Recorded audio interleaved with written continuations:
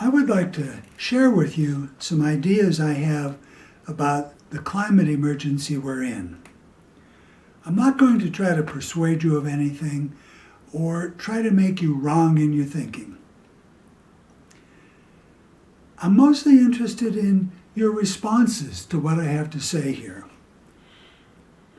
I'm going to limit this to just one topic, which is cars.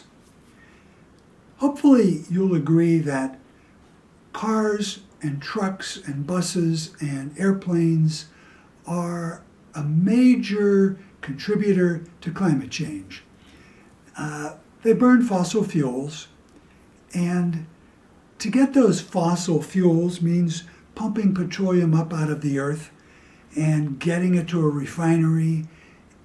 And the refineries have a lot of carbon emissions. And then once it's made into gasoline, trucking it to gas stations, and that trucking has a lot of carbon emissions. So the entire enterprise of fueling fossil fuel burning vehicles and then operating them contributes a huge amount of carbon to our climate emergency. So I want to talk about cars. There are a lot of good reasons to own and operate a car.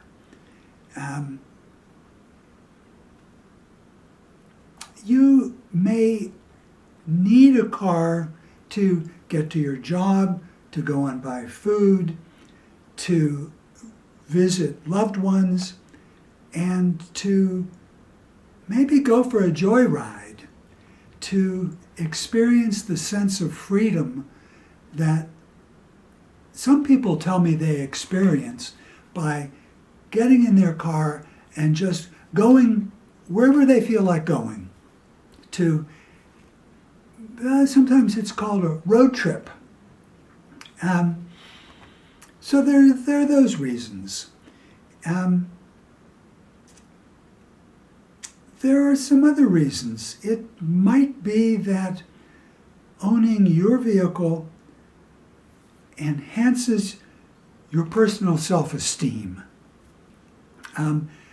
Maybe you have a powerful, fast car like a Corvette or a McLaren, or there are so many supercars now that I don't even know the names of.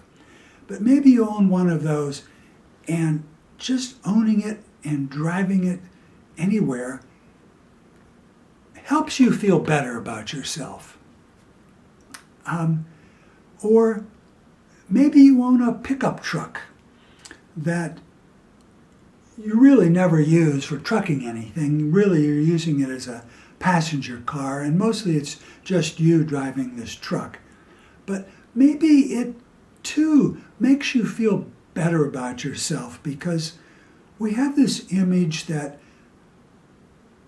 a man driving a truck is hauling some commodity that's helpful and essential to community well-being. Maybe you're hauling food or clothing or building materials or a lot of medical supplies or whatever, but climbing up into that truck and starting up that big V8 makes you feel better about yourself. And I think it's good for us to feel good about ourselves.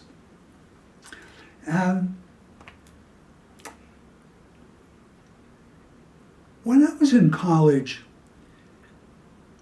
State University of New York at Albany, that's not where I went to college, but I went there to take an additional course in the philosophy of education. This course was taught by Jerome Eckstein, and he said two things that have been Velcroed to my mind ever since. One of them was that learning can be as pleasurable as having sex. The other thing, which is what I want to bring up here, and it's very important to what I am saying here, is he said, one of the most difficult things we can confront in this life is to change one of our deeply held values. So I believe that in this American culture, car ownership is a deeply held value. So right here, right now, I'm going to challenge you not to change that value, but to just imagine the possibility that you could change your value of car ownership. Let's start looking at the upside of that to begin with. If you could just let yourself imagine that you could let go of your car, what would the consequences be? For one thing, it would save you a lot of money. Most Americans make a monthly car payment, a monthly car insurance payment. If they're wise, they budget monthly for car repairs and maintenance. They have monthly expenses for gasoline, maybe monthly expenses for highway tolls, etc. I know there are expenses of owning a car that I have not even mentioned, but imagine you didn't have those expenses, and think about how much that would be and what that would mean, that maybe you would need to work less hours per month as a result. Sure, you'd have some other transportation expenses, but I submit to you that riding the subway costs way, way less than driving your own car. Yeah, I forgot about parking expenses. If you work in the city, you've got a big monthly parking expense. Or if you live in the city, you have a monthly parking expense. So there's an upside of not having a car. It's going to save you a lot of money and maybe a lot of headaches. Maybe once in a while you get stuck in gridlock or slow traffic. Maybe you spend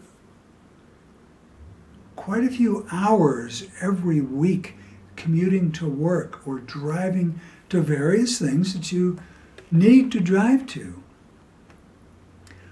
What if you had that time back and you could do whatever you wanted with that time?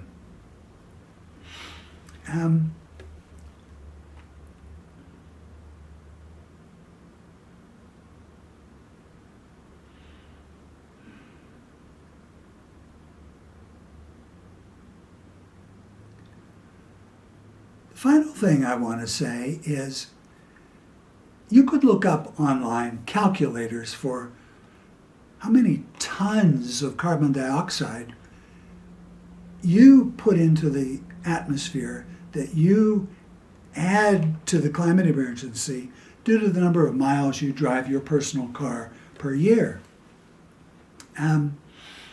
Imagine if you were allowing yourself to own that contribution to the climate emergency, and now imagine that you no longer had that contribution to the climate emergency. I want you to ask yourself, would you feel some relief that you're no longer guilty of doing that? I'm not accusing you of anything, I'm just putting an idea out there for you to play with.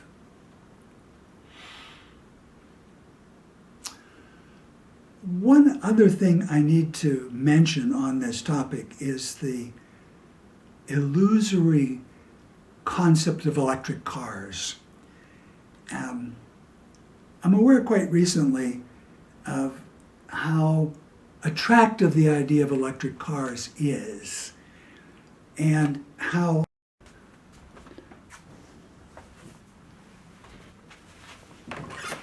Well, apparently my battery died there, and so I've had to clip on this last little bit about electric cars. Among green people, electric cars are apparently a wonderful answer.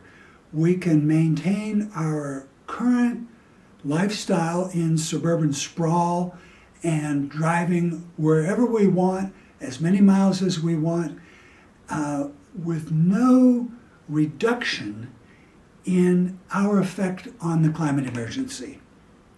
Well, wouldn't it be nice if that were true?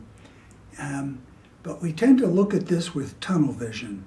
We just want to look at how much carbon emissions are coming out the tailpipe of the car. And yeah, the answer is 0. But we don't want to ask ourselves, where's the electricity coming from to recharge this car? And what's the impact on Mother Earth to mine all of the materials that it takes to build this electric car? And how many years of driving it will it take to offset the huge carbon impact of manufacturing the car? Let alone, what do we do with those batteries when they're dead? But there is I think it's part of the Green New Deal, and Biden is talking about switching to electric cars and talking about setting up hundreds of thousands of recharging stations across the country. And I have to think, well, what does that mean? Where's the electricity going to come from to feed all those recharging stations?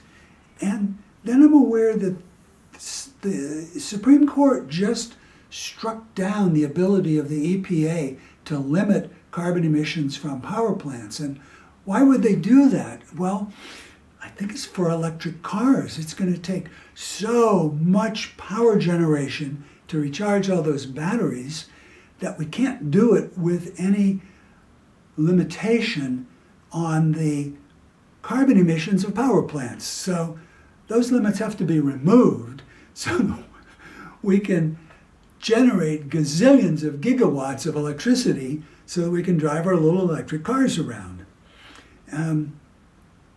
So